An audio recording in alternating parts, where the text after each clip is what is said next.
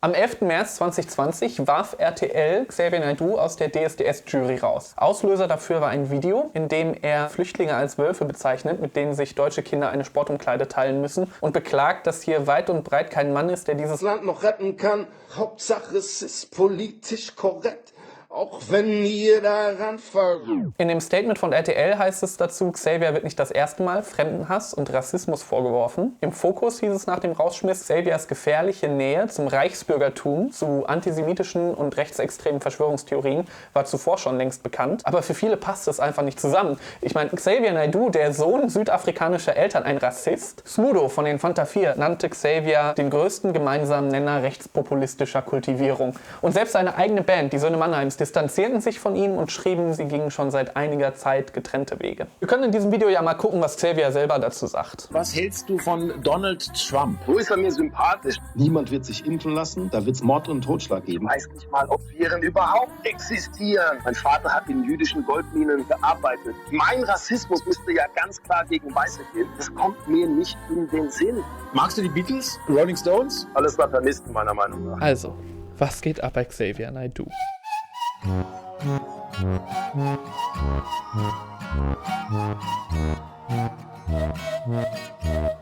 Schon 2012 nannte ihn sein ehemaliger Plattenchef einen christlichen Fundamentalisten. Tatsächlich war er damals schon in einen seiner ersten Skandale verwickelt, weil er mit Kool Savas einen Song rausbrachte, in dem sie Homosexualität mit rituellem Kindesmord und Pädophilie gleichsetzten. Ich schneide euch jetzt mal die Arme und die Beine ab und dann fick ich euch in den Arsch, so wie es mit dem Kleinen ist. Keine Möse, weil jeder Mensch doch aus einer ist.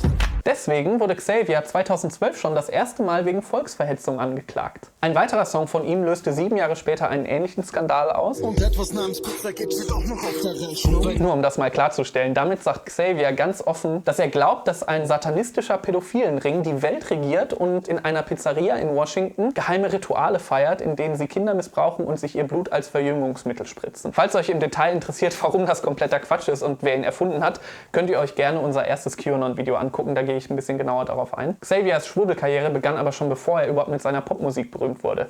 Mittlerweile hat er seine eigene Radikalisierung in Interviews ganz offen geschildert und sie beginnt 1993 mit der Bibel. Die Offenbarung, den Petrusbrief und zwar, also ich bin aus allen Wolken gefallen. Und seitdem glaubt Xavier Naidoo, dass das Ende naht, der Jesus bald wieder auf die Erde fährt und der Antichrist schon unter uns ist. Dann kam aber noch ein zweites entscheidendes Ereignis dazu. Im Sommer 1996 schockierte der Fall Dutroux Belgien und die ganze Welt. Der Kinderschänder wurde mehr oder weniger als Einzeltäter verurteilt, obwohl es starke Hinweise darauf gab, dass er Teil eines Kinderhändlerrings war, dem auch einflussreiche Männer aus Politik und Wirtschaft in Belgien angehört haben sollen. Für Xavier waren diese Enthüllungen aber noch aus einem zweiten Grund besonders erschreckend, weil er nämlich zufällig eine Woche bevor der Fall in die Medien kam, durch die Stadt gefahren ist, in der der Mörder gewohnt hat. Im Nachhinein behauptet er jetzt natürlich, dass er damals schon die bösen Energien an diesem Ort gespürt hat. Jahre später habe ich auch eine Wohnung mir gemietet in Brüssel, um da tiefer einzusteigen in die Thematik, weil ich, als ich auch da war, habe ich Obdachlose leben lassen. Die haben mir auch krasse Sachen erzählt. Xavier fing an zu glauben, dass der Fall Dutroux nicht nur in einflussreiche Kreise in Belgien führte, sondern dass sich die ganze Regierung verschworen hätte.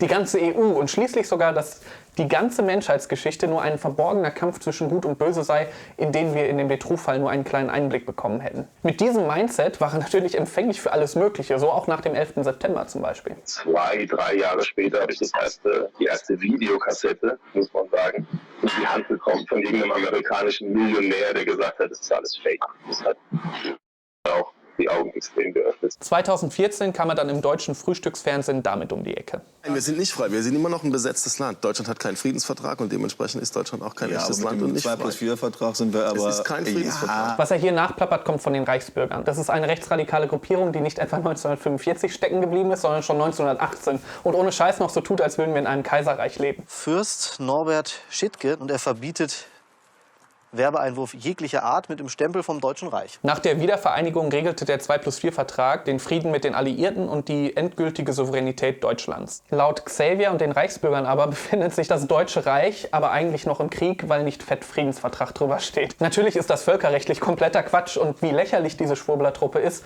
verdient eigentlich ihr eigenes Video. Herr Schittke, sind Sie denn jetzt enttäuscht, dass nicht so viele gekommen sind? Die sind alle durch die Umleitung. Er sagt 10 Leute, einer hat jetzt offiziell über Handy abgesagt. Also es werden noch welche kommen. Es wird niemand mehr kommen. 2014 trat Xavier Naidoo auf einer Veranstaltung dieser Leute auf. Ich glaube an Gott, das ist auf jeden Fall meine Bestimmung in der ganzen Sache. Und ich möchte auf jeden Fall, dass wir irgendwie miteinander Ordnung schaffen in diesem Land.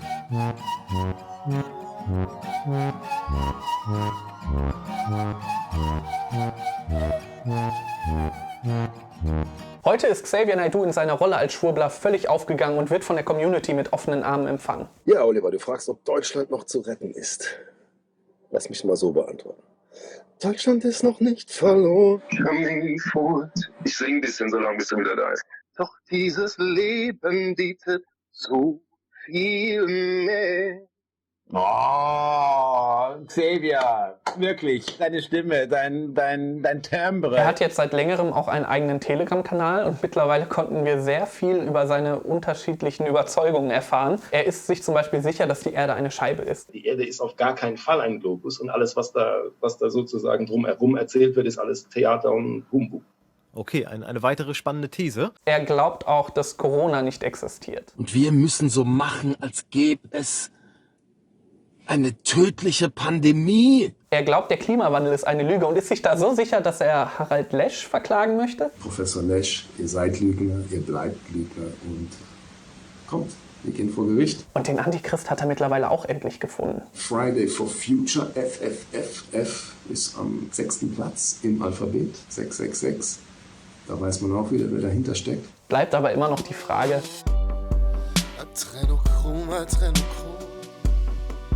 als die Amadeo Antonio Stiftung 2015 in einem Artikel auf ihrer Webseite schrieb, Xavier dürfe Antisemit sein, ging er rechtlich dagegen vor. Auch 2017 erwirkte er vor Gericht, dass die Referentin der Stiftung ihn nicht als Antisemit bezeichnen darf. Natürlich kann man jetzt darüber spekulieren, ob ein Gericht nach heutigem Stand seiner öffentlichen Aussagen zu dem gleichen Urteil kommen würde. Das Witzige ist nämlich, dass sich mittlerweile herausgestellt hat, dass Xavier Naidoo wie bei so vielen Sachen ein etwas anderes Bild vom Judentum hat als der Rest der Welt. Das Heilige Land liegt in Südafrika und Jerusalem liegt am Rande oder in der Kalahari.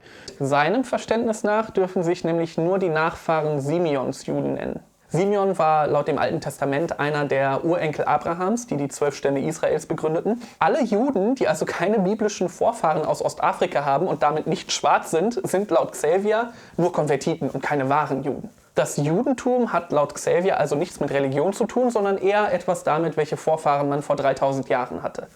Das klingt jetzt im wahrsten Sinne des Wortes rassistisch, ist es auch. Aber immerhin hat Xavier nichts gegen Semiten. Er bezeichnet sich sogar selbst als einen. Er kann also gar kein Antisemit sein. Wie schlau von ihm. Aber wir können ja mal gucken, was in seinem Telegram-Kanal so über die angeblich nicht wahren Juden verbreitet wird. Ziemlich viele Juden in diesen Kinderschänder direkt verwickelt.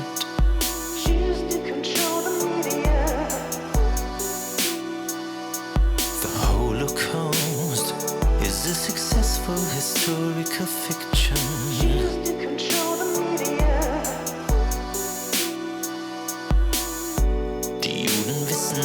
Alles Bescheid und spritzen sich selbst Placebo. Während alle Gäuer Gift bekommen, das ist nicht sehr gut. Oh, Xavier, wirklich, deine Stimme. Gelernt ist halt gelernt. Ja, Ich würde Xavier Naidoo nicht als Antisemiten bezeichnen. Erstens möchte ich nicht von einem Millionär verklagt werden und zweitens ist er ein Judenhasser. Und wenn er damit auch ein Problem hat, ja dann mein Gott. Wir gehen vor Gericht und dann klären wir das dort. Ciao, ciao. Ja, danke fürs Gucken. Im nächsten Video geht's weiter mit QAnon. Falls euch das interessiert, abonniert gerne den Kanal. Danke und bis bald.